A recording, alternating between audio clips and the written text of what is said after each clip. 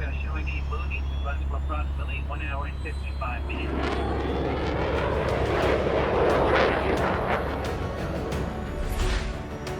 You've probably seen pilots running to their fighters in plenty of movie scenes before. Well, that doesn't just happen on screen, but in real life too. Have you ever wondered why they do that? What's the point of running to your plane when you could just walk?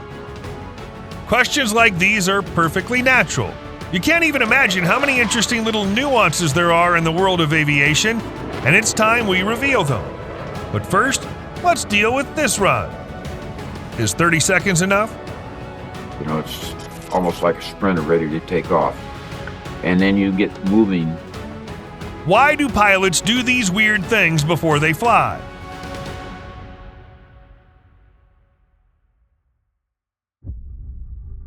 To answer this question, we have to go back to the origins of aviation. The first aircraft were made from cheap, lightweight materials, wood and fabric. As you can imagine, these contraptions weren't exactly what you would call reliable. The wooden planes would usually fall apart before they even had a chance to get off the ground, leaving pilots with severe injuries. Many years later, the first full-fledged fighters appeared. It was a technological breakthrough in the military sphere, and strangely enough, it came with a new set of problems. The first internal combustion engines on these aircraft could easily catch fire and destroy the aircraft before takeoff. Modern aircraft like the F-22 Raptor are free from the primitive problems of their predecessors, and testing is now carried out via special equipment. We were really building a fighter for the 21st century that could take on all of the advanced threats. But why are pilots still running towards them? It's all about preparing the body. The reality is that the F-22 is a true aircraft of the 21st century. It embodies the latest achievements in technological advancement. That the Air Force wanted a stealthy fighter.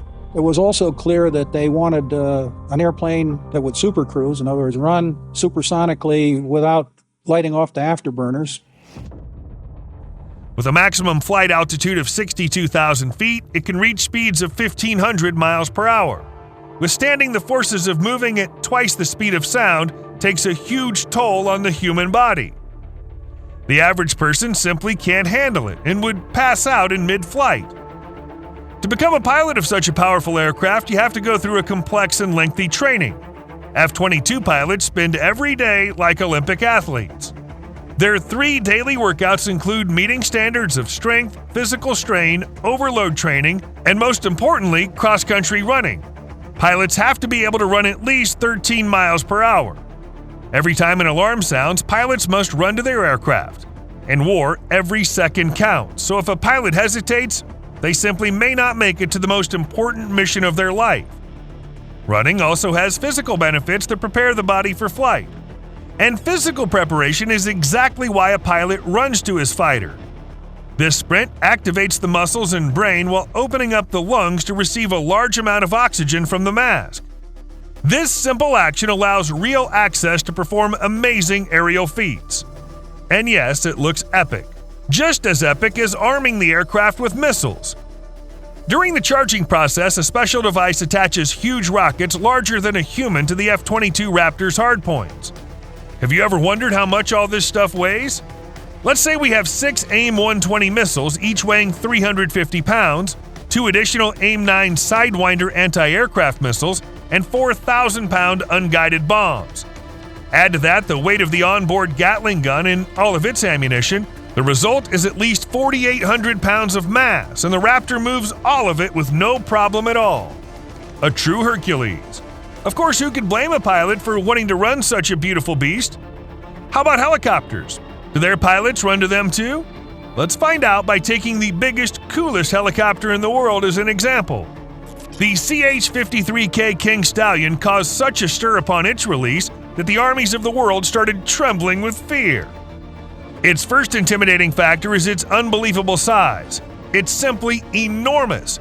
You could even consider it a full-fledged flying semi-truck with guns. This is the only helicopter in the world capable of lifting heavy equipment weighing up to 16 tons. It is a heavy lift helicopter. CH-53 Echo Super Stallion is the largest helicopter in the military.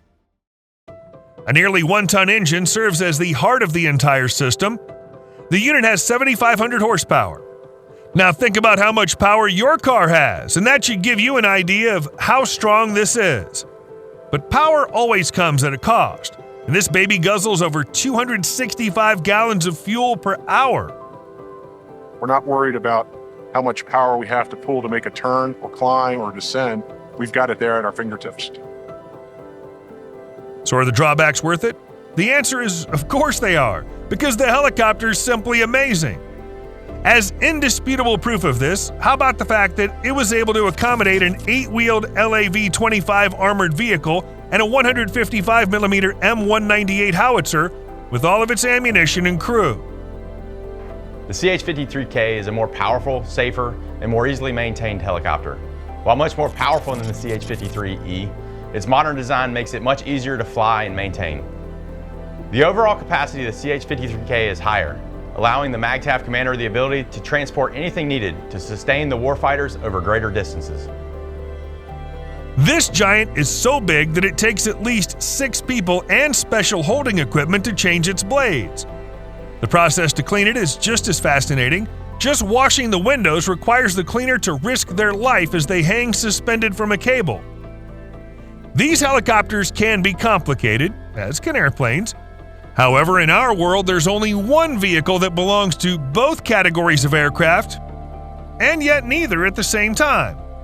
I'm talking about the MV-22 Osprey, a tilt rotor that incorporates the individual capabilities of all types of aircraft. Let's start with the fact that the Osprey can reach altitudes of 23,000 feet and a speed of 350 miles per hour. These numbers are better than those of the Sikorsky, but clearly lower than the F-22 Raptor. In this regard, the tilt rotor is still more like a helicopter, but the main question is, how does it take off? The answer is actually quite simple. The Osprey takes off and lands vertically, but once in flight, it can fold in its propellers and move like a normal turboprop aircraft. The Osprey likely has the most complex design in modern aviation, which is what allows it to transform so epically. In addition, the U.S. Navy has entered into a contract to purchase 4 V-22s with completely upgraded equipment and unmanned control. Who knows, maybe robots will come up with some kind of mysterious tradition for this vehicle. A lot of the future operation concepts of the Marine Corps are going to focus on the Osprey, doing more of what it does and doing it better. That begs another question. How are such huge aircraft like the legendary B-52 serviced? It's simply gigantic. It's 165 feet long, has a wingspan of 184 feet and a height of 41 feet, which is almost equal to a 5-story building. It will probably be the most famous airplane ever. Such a colossus is incredibly difficult to maintain. Its wheels alone weigh 330 pounds each, and that's the lightest version of them. Plus, they have to be swapped out every 5 flights. An even more challenging task is changing the light bulb at the top of the B-52's tail wing. Of course, you could do it like a hero from a movie by getting on top of the plane with no safety harness and changing the light bulb in midair. But of course, nobody does that. The easiest way to solve this problem is to use a crane. That's exactly what most airlines do, and it's probably the most expensive and complicated light bulb repair you can imagine. B-52 has now become a symbol of more than a bomber. It's a symbol of America's resolve. And with that, our videos come to an end. Subscribe to the channel if you enjoyed the content. Also, don't forget to share your opinion with likes and comments, because we do read them. Thanks for watching, and see you soon.